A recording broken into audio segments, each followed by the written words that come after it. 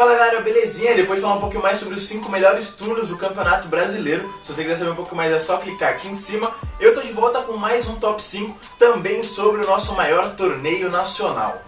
Mas antes de qualquer coisa, você já sabe, deixa seu like maroto aqui embaixo, marca seu amigo, sua amiga que curte o tema e se inscreve no canal que eu tô quase chegando em 2.000 inscritos. Sem esquecer também de curtir a página lá no Facebook, que tem novidade todo dia. E se você também gosta de palpitar sobre os jogos do campeonato do mundo inteiro, aqui vai uma novidade do canal, especialmente pra você, né? Você gosta de apostar e tal. No comentário fixado aqui embaixo vai ter o link pra você acessar o site MeuBet, que é parceiro aqui nosso. Vai lá, confere lá que você vai gostar.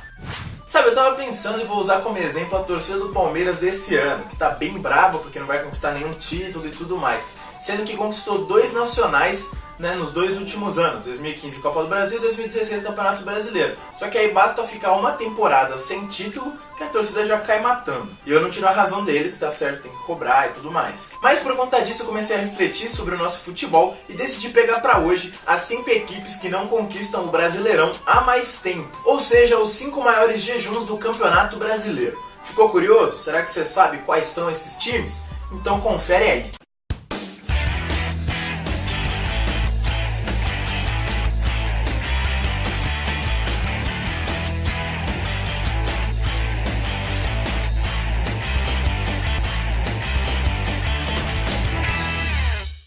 Antes de começar, eu preciso deixar algumas coisas claras para vocês entenderem os critérios que eu usei. Eu tô contando apenas a Série A do Campeonato Brasileiro e, consequentemente, os times que fazem parte dela nesse ano. Com um pequeno adendo pro Internacional, um gigante do nosso futebol que tá atualmente na segundona. Beleza? E além disso eu vou contar somente as equipes que têm pelo menos um título. Vocês ouviram, né? Pelo menos um título brasileiro. Então beleza, bora começar logo.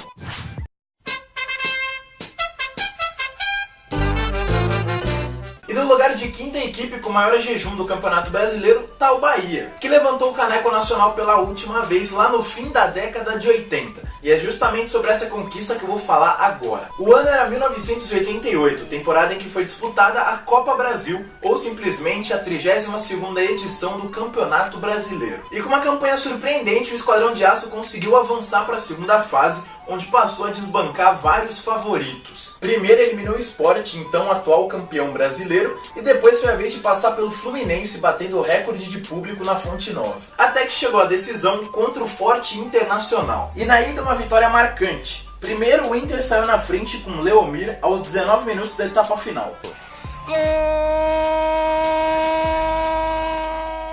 Mas em uma reação rápida, Bobô conseguiu empatar. Aí já na etapa final, Bobô fez mais um e colocou o Bahia muito perto da taça. Abriu com Osmar, na área, olha lá, bateu, perdeu o Charles, não é possível, tentou girar, agora sim, tocou Bobô, lá dentro! Gol! Afinal, na volta, o simples empate sem gols garantiu o título ao clube baiano. Depois disso, o tricolor não voltaria mais a chegar perto dessa conquista, estando atualmente com 29 anos de jejum. Mas pelo menos o time já foi campeão nacional 2 vezes, ao contrário de seu maior rival, o Vitória, que nunca conquistou esse título.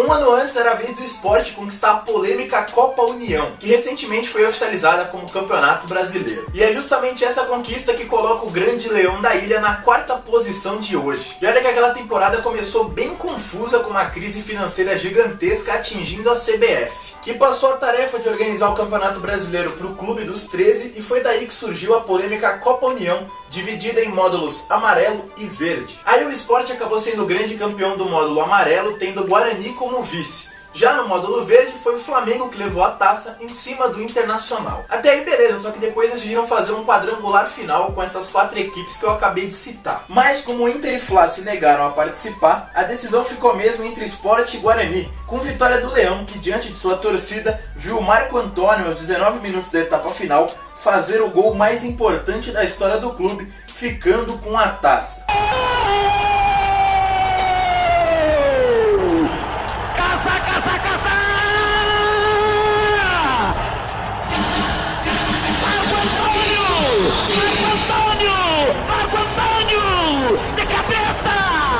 Vivaldi! Daí um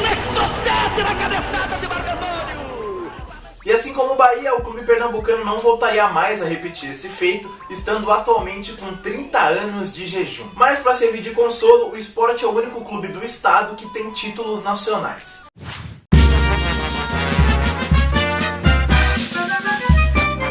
Duas temporadas antes do Sport conquistar o Brasil, foi a vez do Curitiba fazer uma final histórica no Maracanã. E é justamente por conta disso que o Coxa ocupa a terceira posição desse top 5. Em 1985, o Campeonato Brasileiro, originalmente chamado de Taça de Ouro, estava na sua 29ª edição, quando duas equipes decidiram surpreender o país. De um lado, o Curitiba, que avançou na primeira fase como um dos líderes do Grupo A, e de outro, o Bangu, que fez a mesma coisa, só que no grupo D. Aí depois eles repetiram o feito na fase seguinte e avançaram para o mata-mata, batendo Atlético Mineiro e Brasil de Pelotas, respectivamente. Foi quando eles foram decidir o campeonato num jogo único disputado no Maracanã. E contando com o apoio de mais de 90 mil pessoas, Coxa e Bangu fizeram um jogo bastante movimentado. Primeiro aos 25, Índio abriu o placar para o time paranaense.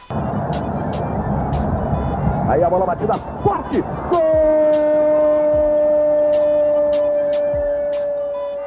Depois, Lulinha conseguiu empatar para os cariocas. Com isso, a decisão foi para as penalidades. E depois de 10 cobranças certas, Ado desperdiçou para o Bangu e coube a Gomes dar o título ao Coxa. E assim como os outros dois clubes já citados aqui hoje, a equipe Coxa Branca não voltou mais a repetir esse feito, estando atualmente com 32 anos de jejum. Só que agora, para piorar, viu o maior rival, o Atlético Paranaense, conquistar essa taça em 2001.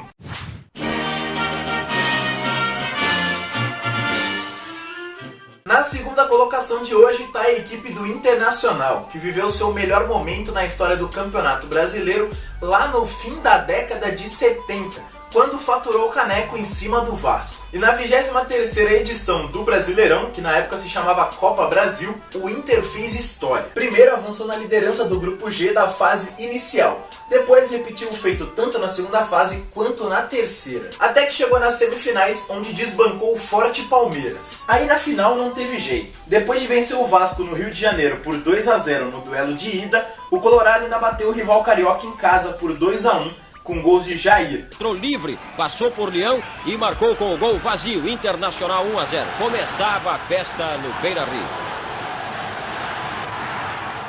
E Falcão, com o Wilsinho descontando no final, e ficou com o título. E Cláudio Mineiro para o meio da área. Vira, dividiu com o Leão. E a sobra ficou para o chute certeiro de Falcão. Internacional 2-0. O título estava assegurado. E ao contrário dos outros clubes que eu falei aqui hoje, o Inter até chegou perto de mais uma conquista, batendo na trave em 88, perdendo para o Bahia. Por isso a equipe completa nessa temporada 39 anos de jejum. Enquanto nesse período seu maior rival, o Grêmio, conquistou nada menos que 2 títulos.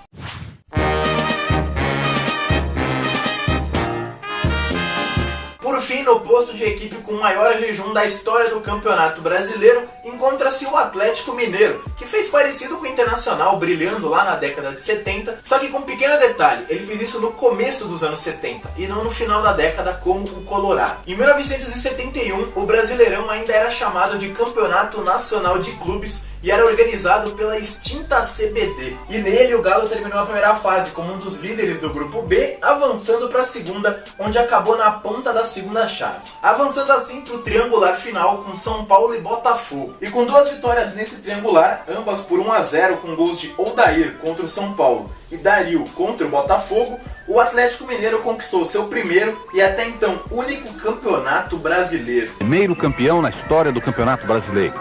Sai Dario! Daí o primeiro gol! Dario! Atlético 1, Botafogo 0 em Maracanã. Esporte é cultura! E assim como o Clube Gaúcho, o Galo até chegaria perto de mais uma conquista, dessa vez acabando com vice em 2012, perdendo para o Fluminense já na era dos pontos corridos, completando assim incríveis 47 anos de jejum. E para piorar, enquanto isso, seu maior rival conquistou nada menos que 3 taças brasileiras. Bom galera, por hoje é isso, espero que vocês tenham gostado. Não esquece que no final, eu vou deixar aquelas playlists do canal. Amanhã tem vídeo novo, tanto no Facebook quanto no YouTube. E domingo volta com a série Clássicos pelo Mundo. É isso aí, tamo junto, até mais.